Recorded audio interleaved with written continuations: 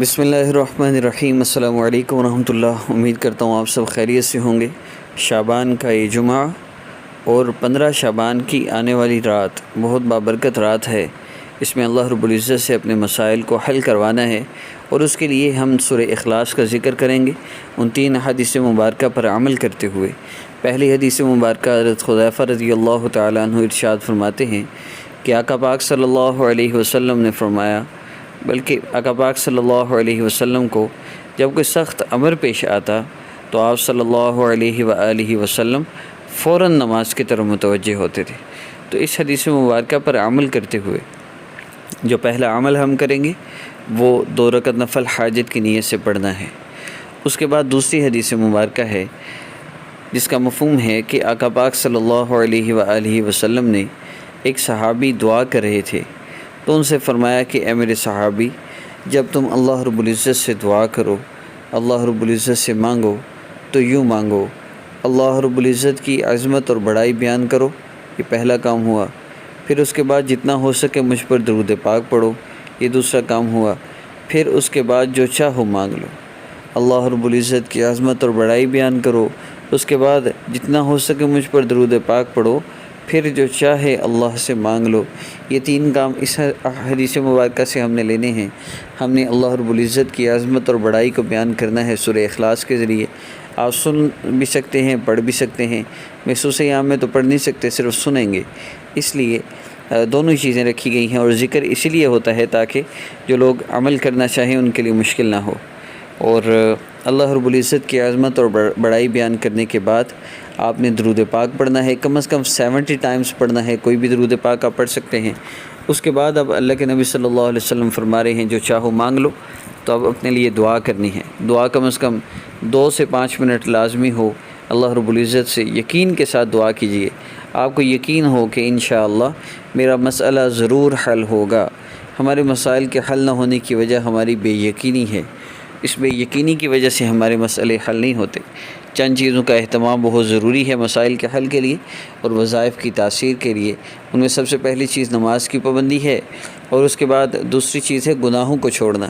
اگر 100% گناہوں کو نہیں چھوڑا تو 100% سکون نہیں آ سکتا زندگی میں، اور اس لیے گناہوں سے اپنے آپ کو خاص طور پر بچانا ہے۔ اور تلاوت کا اہتمام کیجیے، چاہے 2 رکوع ہی کیوں نہ ہوں، روزانہ تلاوت کریں۔ بہتر یہ ہے کہ 1 سپارہ روزانہ تلاوت ہو، اور صدقہ دیں چاہے 10 روپے ہی کیوں نہ ہوں۔ ان اعمال کا اہتمام کریں گے تو وظائف کی تاثیر بہت بڑھ جاتی ہے۔ باوضو ہو کر، قبلہ رو ہو کر عمل کریں تو بہت زیادہ فائدہ ہوتا ہے۔ جو محسوس عام میں ہیں وہ ویسے بھی کر سکتے ہیں، کیونکہ انہوں نے نہ نفل پڑھنے ہیں اور نہ انہوں نے یہ سورہ مبارکہ پڑھنی ہے، صرف سننی ہے، وہ لیٹے بیٹھے جیسے بھی کر لیجئے۔ عمل کی ترتیب عرض کرتا ہوں دوبارہ سے، لیکن اس سے پہلے آخری حدیث مبارکہ عرض کر دوں۔ حضرت عمر رضی اللہ تعالیٰ عنہ روایت کرتے ہیں کہ آقا پاک صلی اللہ علیہ وسلم نے فرمایا، جس کا مفہوم ہے کہ وہ دعا اللہ رب العزت کے ہاں پہنچتی ہی نہیں جس کے شروع اور آخر میں درود پاک نہ ہو۔ اس لیے درود پاک کا خاص طور پہ اہتمام دعا کے بعد بھی کم از کم 3 مرتبہ ہے، آپ نے درود پاک لازمی پڑھنا ہے۔ پھر عمل کی ترتیب عرض کر دیتا ہوں۔ 2 رکعت نفل آپ نے حاجت کی نیت سے پڑھنے ہیں۔ اس کے بعد یہ سورہ اخلاص کا بھی جو ذکر ہوگا یہ کم از کم 11 مرتبہ مقدار ہے، زیادہ کی کوئی حد نہیں، جتنا آپ آسانی سے پڑھ سکتے ہوں۔ اور اس کے بعد جتنا ہو سکے درود پاک پڑھیے، کم از کم مقدار 70 مرتبہ ہے، اور اس کے بعد دعا کر لیجئے، کم از کم ٹائم 5 منٹ ہے، اور 2 سے 5 منٹ، اور اس کے بعد آخر میں درود پاک پڑھ لیجئے۔ السلام علیکم ورحمۃ اللہ۔ بسم اللہ الرحمن الرحیم۔ قل هو اللہ احد اللہ الصمد لم یلد ولم یولد ولم یکن له کفوا احد۔ بسم اللہ الرحمن الرحیم۔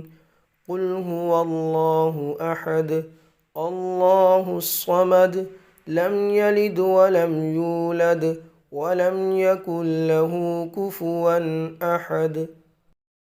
بسم اللہ الرحمن الرحیم۔ قل هو اللہ احد اللہ الصمد لم یلد ولم یولد ولم یکن له کفوا احد۔ بسم الله الرحمن الرحيم قل هو الله أحد الله الصمد لم يلد ولم يولد ولم يكن له كفوا أحد بسم الله الرحمن الرحيم قل هو الله أحد الله الصمد لم يلد ولم يولد ولم يكن له كفوا أحد بسم الله الرحمن الرحيم قل هو الله أحد الله الصمد لم يلد ولم يولد ولم يكن له كفوا أحد بسم الله الرحمن الرحيم قل هو الله أحد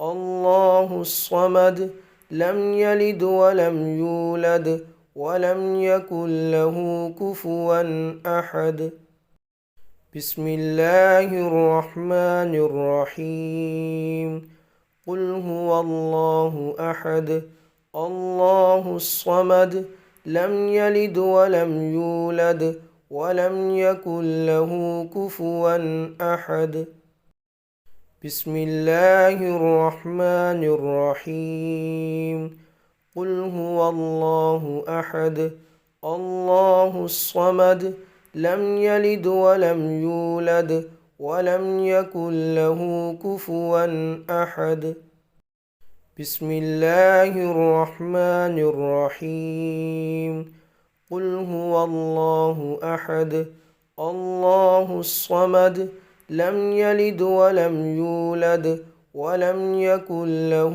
كفوا أحد بسم الله الرحمن الرحيم قل هو الله أحد الله الصمد لم يلد ولم يولد ولم يكن له كفوا أحد بسم الله الرحمن الرحيم قل هو الله أحد الله الصمد لم يلد ولم يولد ولم يكن له كفوا أحد بسم الله الرحمن الرحيم قل هو الله أحد الله الصمد لم يلد ولم يولد ولم يكن له كفوا أحد بسم الله الرحمن الرحيم قل هو الله أحد الله الصمد لم يلد ولم يولد ولم يكن له كفوا أحد